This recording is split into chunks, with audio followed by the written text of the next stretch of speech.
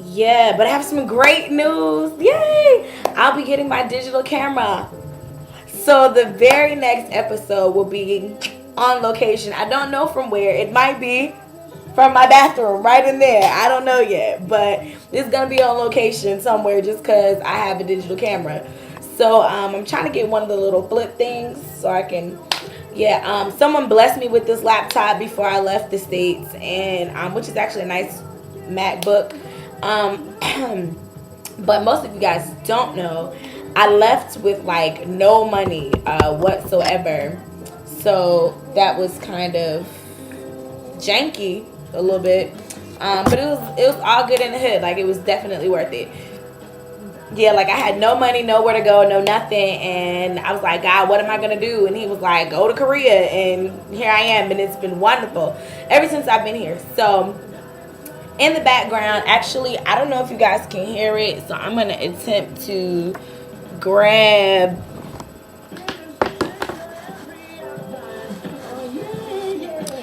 Yeah, I hope I didn't just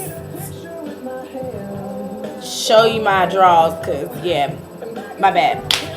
I'll check that through editing. Anyway, where is my list for today? As you can tell, I'm a little amped. I've had a great day, but it was like, have you ever had a day that just had so much energy you were drained? It was good energy, but you were drained. So anyway, this is for oh crap, I didn't write it down. This is for one of my new subscribers. I'm so sorry I didn't write your name down. But you asked for Maroon 5. So it's playing. I took it back to Sunday. One of the classic Maroon 5 joints.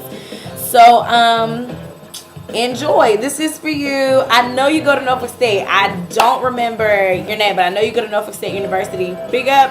Wait. VA. There you go.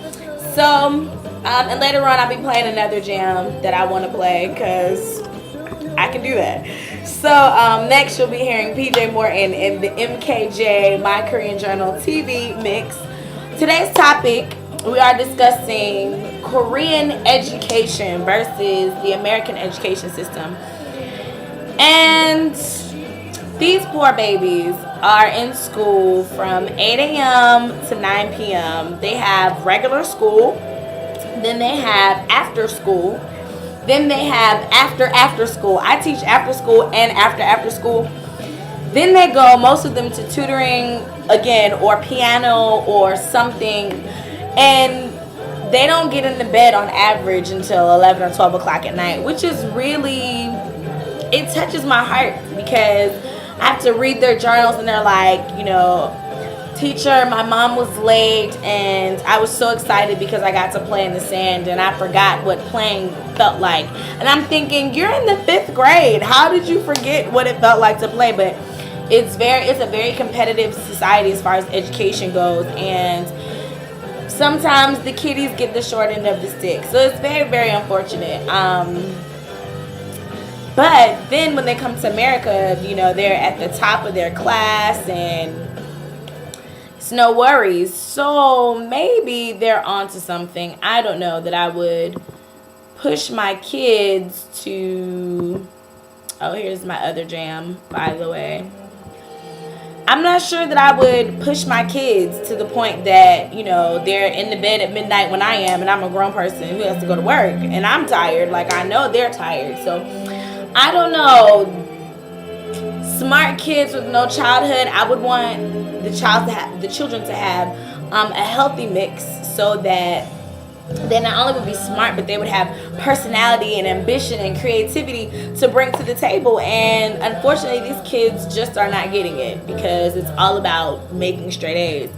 So I'd love to hear your feedback on that, what you think. But yeah, these babies are, I mean, and because they do so much, the parents can't really take them anywhere themselves. So it's very regular to see like a 6-year-old kid in the street talking on a cell phone, taking himself from one end of the city to the next. It's crazy. Like, they're little people, fully grown. And I don't know that that's healthy, if that'll be healthy for them in the long run. And from what I understand, this is only like something that's been going on the past 5 or 6 years. So I don't know about that. But I've had two really funny instances, and I really wish that I had a camera, because then I would have been able to share it with you.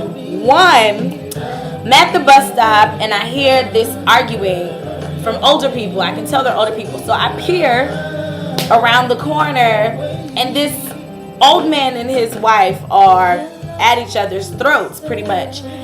The problem is they're both really slow. So it's like a snail versus a turtle. And the snail, which would be the wife, is moving a little slower than the turtle. And so she busses him out in Korean, upsayo, aneo, whatever, blah, blah, blah, blah, blah, and gets ready to turn and walk off. But it's like, by the time she turns, her husband, who's a turtle, moves a little bit faster. So she's this way. Her husband is doing one of these numbers and grabs her hand and pops her hand. Like, I was so caught off guard. Like, I busted out laughing. For the record, I don't condone violence, but that was funny. Hilarious. Like, he's fussing with his cane, and then whoop, real quick, like a ninja move. But he was like 1,000,000 years old. It was crazy. So yeah, that was really weird. So this is PJ Morton, Fly. I don't know if I said that. Fly Away, PJ Morton. But it was really crazy. It was really, really crazy. So that was oh, what's going on? 21. Come on. So yeah, it was really, really crazy watching that. The other funny thing was my neighbor heard me tinkering on GarageBand while I was writing my song, and I think that he thought, much to his dismay and disappointment,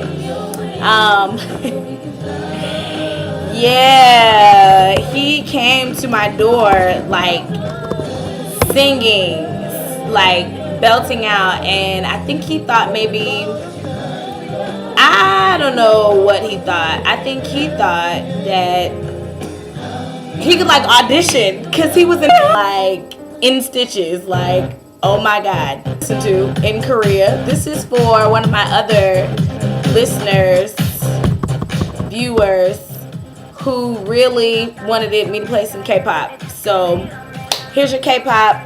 They're called Brown Eyed Girls.